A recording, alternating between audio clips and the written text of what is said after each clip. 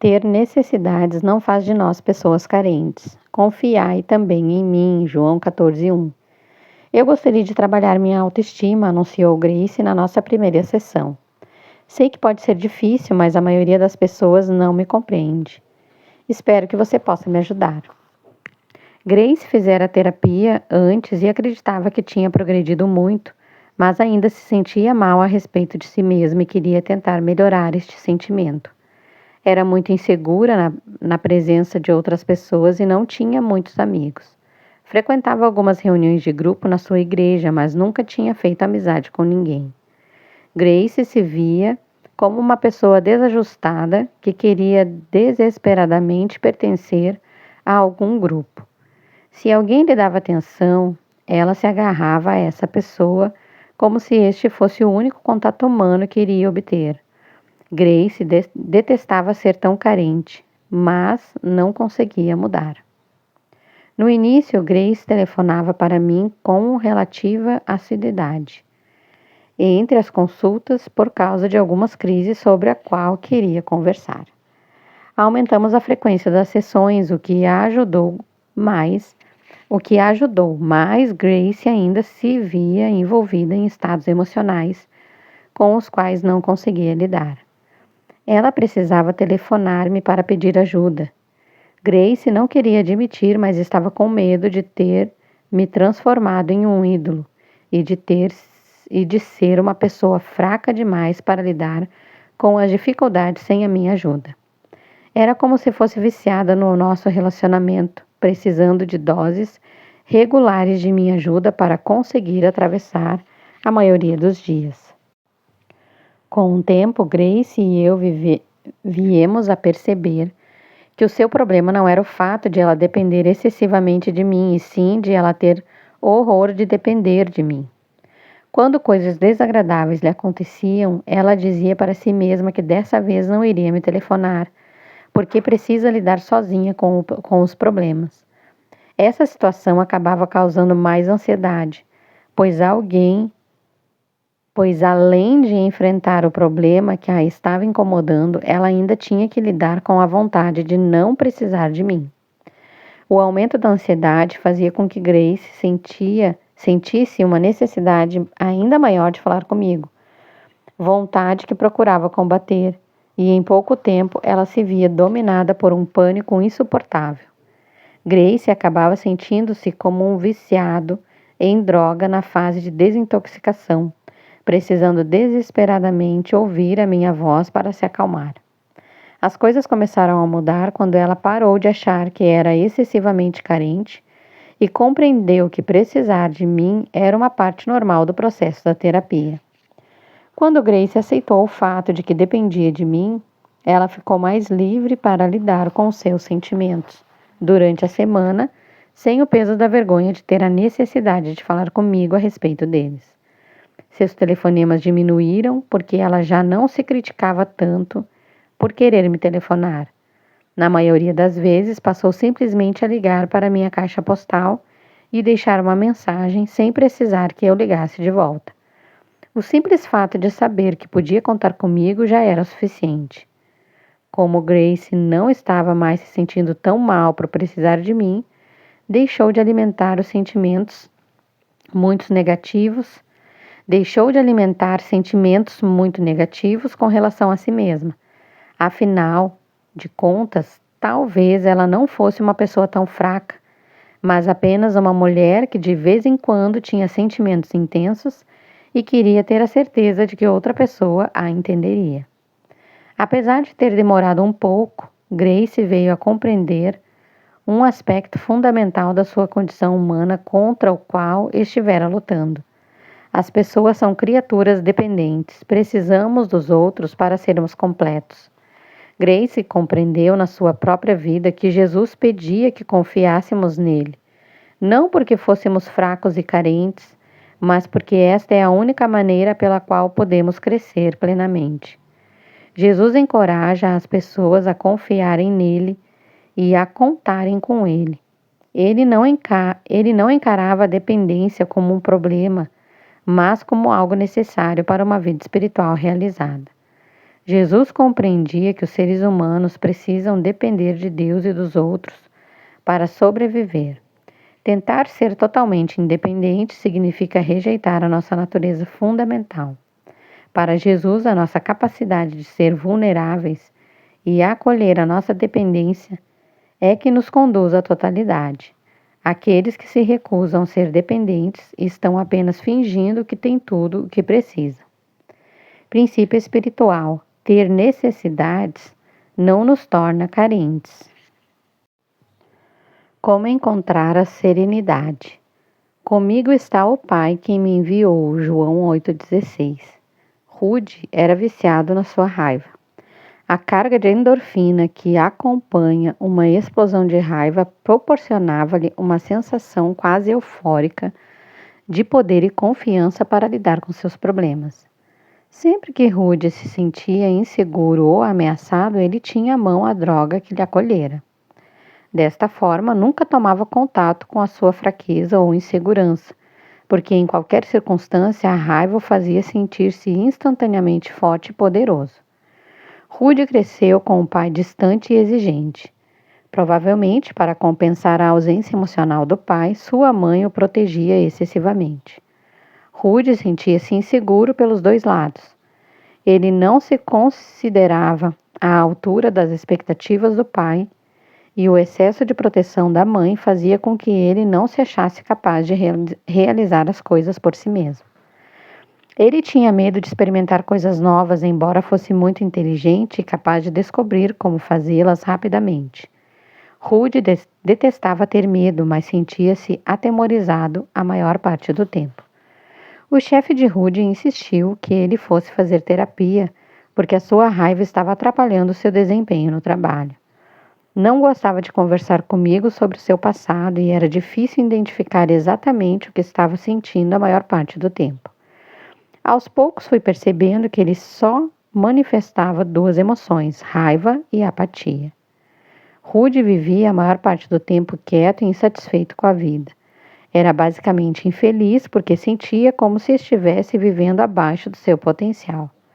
As únicas vezes em que Rude se sentia realmente vivo era quando estava zangado. Sua raiva lhe dava a capacidade de concentrar-se e sentir paixão.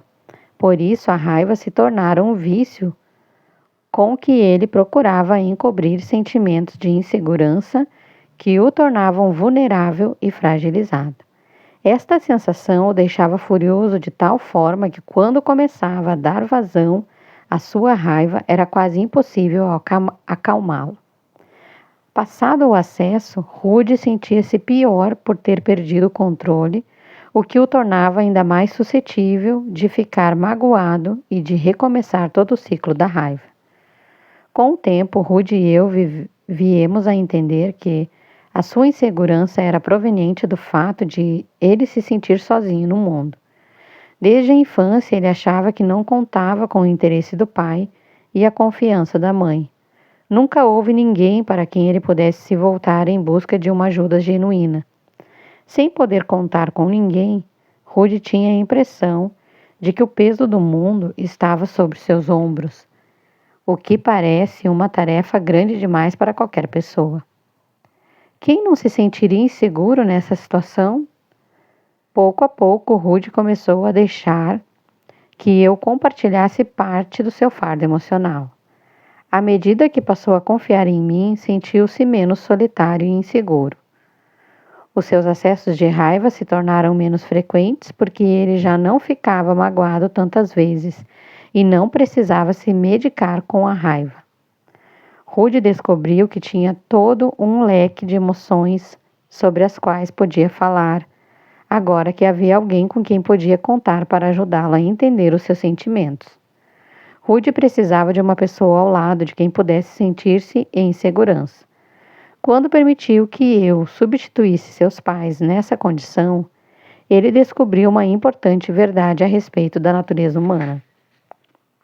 É uma verdade que Jesus ensinou. Atingimos a verdadeira serenidade quando sabemos que podemos contar com alguém que nos faz sentir seguros. Desenvolvemos a capacidade de nos acalmar ao sermos tranquilizados por aqueles que se preocupam conosco.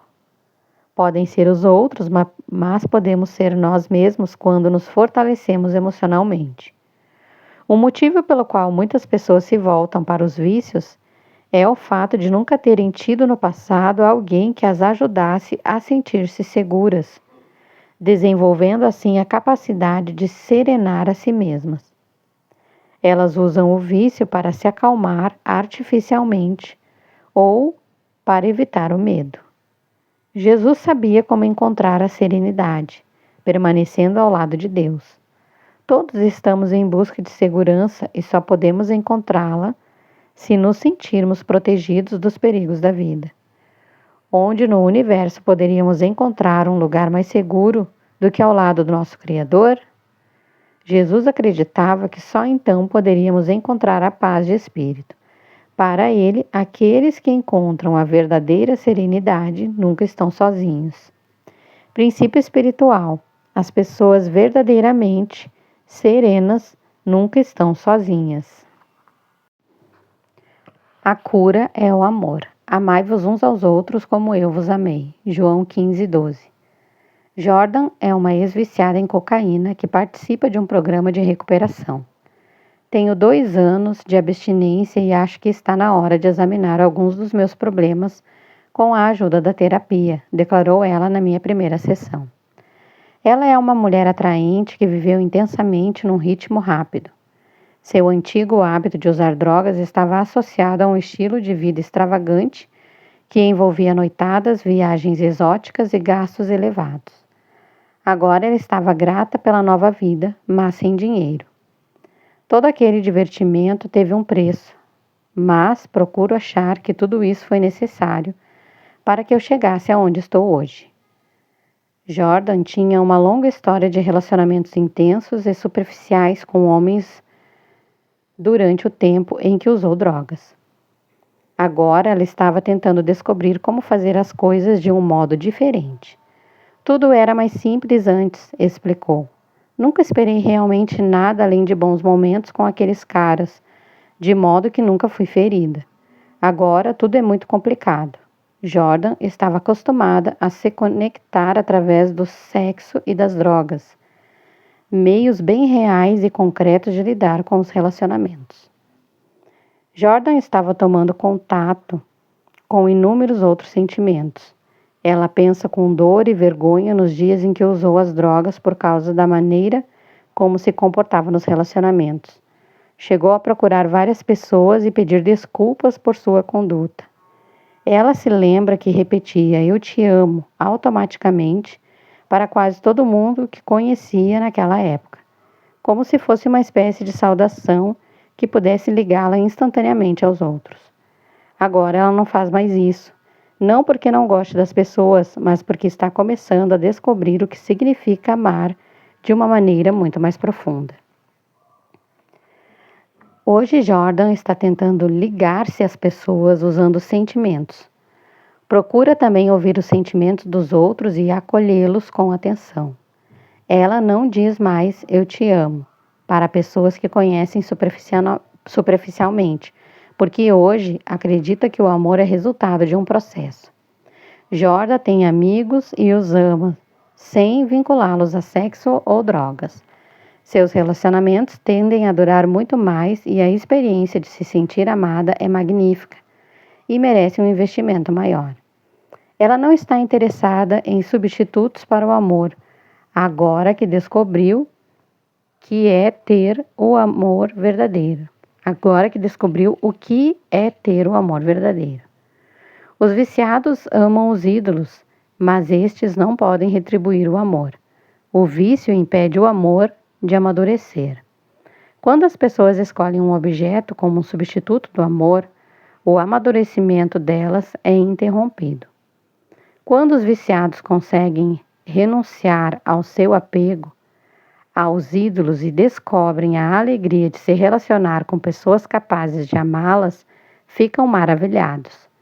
Jesus ensinou que devemos amar e ser amados para amadurecer espiritualmente e que a idolatria do vício impede que isso ocorra. Jesus acreditava que o amor é a forma mais poderosa do universo. Ele ensinou que Deus é amor e que o amor é a força criativa que supera todos os problemas do mundo. O amor é o ponto central dos ensinamentos de Jesus e é o elemento essencial para a cura do coração humano. Princípio espiritual: o amor cura. Porque Deus odeia a idolatria. Não acumuleis riquezas na terra, onde a traça e a ferrugem as corroem. Mateus 6,19. Presenciar o nascimento de um ser humano é um acontecimento poderoso. Eu só compreendi realmente isso quando assisti ao parto do meu filho Brendan. Minha mulher, Bárbara, e eu planejamos esse acontecimento durante muitos anos. Fizemos vários cursos e lemos uma extensa literatura sobre o assunto. Eu não poderia estar mais preparado e, no entanto, ainda não estava. Ter um filho não é uma coisa que podemos aprender com os outros. É algo que temos que experimentar pessoalmente para saber como é. O parto de Bárbara foi difícil. Após 33 horas de contrações, chegamos à conclusão de que a cabeça de Brendan era grande demais e que ele teria de vir ao mundo por meio de uma cesariana. Foi uma experiência extenuante, mas tudo acabou bem. Nunca me esquecerei do momento em que vi meu filho pela primeira vez. Milagre ainda é a minha palavra predileta para descrever a experiência. Quando segurei meu filho nos braços minutos depois do parto, embora estivesse fatigado e sob tensão, notei que alguma coisa estava acontecendo entre Brenda e eu quase instantaneamente. Havia um movimento mútuo na direção um do outro. Meu filho e eu estávamos começando um relacionamento. Sei que não posso perguntar a Brenda o que ele sentiu durante o nosso primeiro encontro na sala de cirurgia, mas certamente conheço a experiência pela qual passei. Acredito que tive um vislumbre da imagem de Deus na Terra. Tive a sensação fortíssima de estar vendo em alguém que só tinha 6 minutos de vida a capacidade inata de estabelecer um relacionamento que existe dentro de cada ser humano. A partir do nosso primeiro alento na vida, buscamos um relacionamento com alguém fora de nós mesmos. Nascemos para nos relacionar e este é o nosso aspecto divino. Aquele momento me marcou profundamente e nunca esquecerei como é poderoso ter um relacionamento de amor com meu filho. Foi assim que fomos criados para ser, e nenhum substituto para esse tipo de amor jamais poderia tomar o lugar dele. Jesus conhecia o ensinamento do Antigo Testamento. Não farás para ti ídolos com a forma de qualquer coisa que exista em cima nos céus. Êxodo 20, capítulo 4. Ele falou do ciúme de Deus, não no sentido da insegurança por medo de perder o seu valor para outra pessoa. Deus quer proteger o mundo do jeito como o criou e fica indignado diante das tentativas de alterar a ordem natural do universo. Jesus ensinou que a imagem visível de Deus na Terra não é uma coisa ou um objeto, e sim a capacidade criativa de se relacionar. Deus fica indignado com a idolatria porque ela é uma tentativa de substituir a capacidade divina amorosa dentro de nós por uma coisa. Ele nos conferiu a capacidade essencial de nos relacionarmos uns com os outros e com Ele. Por conseguinte, a imagem de Deus na Terra não é um objeto que um dia degenerará e será destruído, mas a capacidade eterna de se relacionar que transcende o tempo. Princípio espiritual: amar os outros é a extensão visível de Deus.